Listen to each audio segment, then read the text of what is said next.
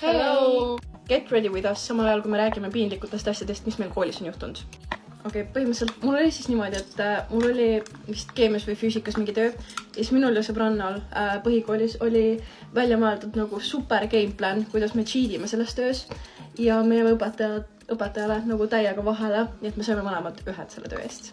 Ma tegin oma esitluse ChatGPT-ga ja ma läksin sinna tahvli ette ja ma ei teadnud, et lisaküsimused tulevad ka ja ma ei osanud mitte millegile vastata, sest ChatGPT tegi mulle täpselt PowerPointi valmis.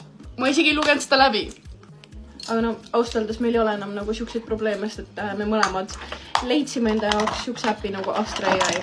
Ja kaua me kasutanud oleme mingi 2 kuud äkki. Ja järjest mingi hinded on nagu mingi megalt tõusnud. Nii et ma soovitan teile kõigile, minge ja prooviga. Nii et teiega ei juhtu siukseid piinlikke asju nagu meiega on juhtunud. Oh jaa. Ciao! Ciao!